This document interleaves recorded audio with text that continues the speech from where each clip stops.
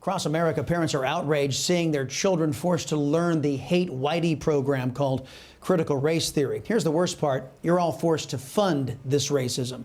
But CRT isn't only infecting government-run schools. Reports indicate it's infecting the military, too. Joining me now to discuss is retired U.S. Army veteran, Packham Solutions CEO and founder and NEWSMAX columnist, Cory Mills. Mr. Mills, always great to see you. This is something that's not talked a lot about right now. Arkansas Senator Tom Cotton recently introduced legislation to fully ban critical race theory from the military, saying there's no place in America's military for teaching racism against any skin color. Now, we here on this show, we've been hearing from active duty and reserve folks who say this is cancerous, sowing divisions among our military folks. What have you heard?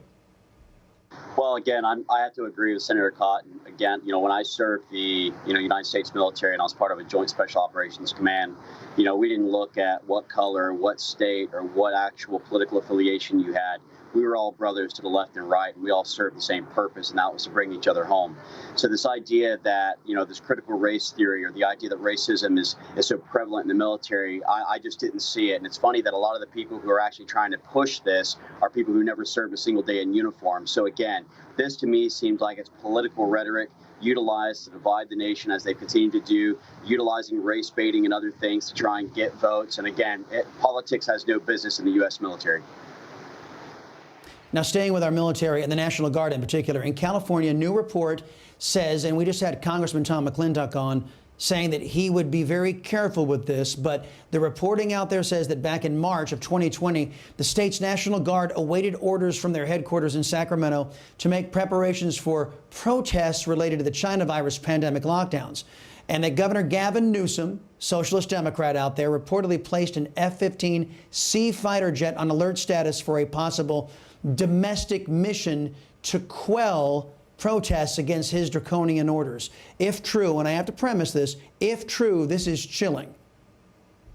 Well, absolutely. I mean, again, the despotism of states like California, where they want this totalitarian authority, we see this left and right. That's why the new census that came out, added seats to places like Texas and Florida, because people are trying to escape that totalitarian authoritarian government of Newsom and Cuomo and all the rest. Look, when I was overseas in Iraq and Afghanistan, and there was large explosions where we'd have a team hit with an IED, we used to utilize little birds and others to go ahead and hover in low to try and disperse the groups. But that was overseas in a war and conflict zone, not to be utilized against American citizens. So again, if this is found to be true, it's exceptionally disturbing. Want to get your reaction to a story unfolding about Biden's current climate witch doctor and former Secretary of State under the Biden administration, the Obama-Biden administration, John Kerry. He's alleged to have revealed secrets entrusted to the United States by Israel. Kerry leaked to the #1 state sponsor of terrorism, Iran. Again, chilling here too, right? Absolutely. Again, we know Iran is the largest state sponsor of terror. We know they continue to fund their proxy militias. And again, that was supported heavily by Resolution 2231, the JCPOA, the brainchild of under the current, Secretary of State and the Obama 1.0. We're now in the Obama 2.0 era. But again, whenever Secretary Kerry says, oh, I didn't do this, or this is completely false, it makes me go back to the time when all the Swift boat vets came forward and also disproved one of his discussions and one of his things there. So John Kerry doesn't exactly have the best record when it comes to integrity. Yeah, and telling the truth. I want to switch gears. You tweeted about the border, quote, I'm calling on Joe Biden to declare a national emergency on our southern border now. Out of all the crises Biden has created on the border, which one worries you the most? Well, certainly this one worries me the most. I mean, we just caught 2 Yemeni men trying to cross the border who was on the terrorist watch list. We know that there's human rights violations going on. Representative Kat Kamek just talked about a 9-year-old girl who had lost her voice because she was being gang raped by the cartels as forms of payment. We see the drugs that are coming into communities like here in Florida who are destroying the communities, destroying the nuclear family. And we certainly are seeing where taxpayer money, $87 million going towards hotels, $352 a day for 81,000 migrants while our National Guard sleeps in a parking garage. Again, this America Last agenda, this idea that they're going to bring in millions from the borders so they can go ahead and do a pathway to citizenship expedited or no voter ID to go ahead and cancel out the American voice. This is a national security issue on many levels, and this is an emergency that needs to be dealt with immediately.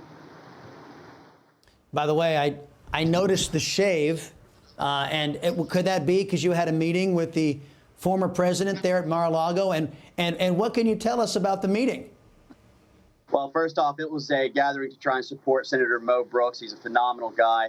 I was fortunate enough to be able to talk to the president about my congressional run here in the 7th District of Florida. It was great to be able to meet with the president who appointed me to the DOD as one of the advisors to one of the boards there. So to be able to thank him in person again, to be able to try and solicit some of his support for the run, and to again bring back an American First agenda. What's a better honor than the president looking at you and said, "I know this guy." Right on, right on. Cory Mills, thank you for the service to the country. Appreciate the time as always here on the Chris Salcedo Show.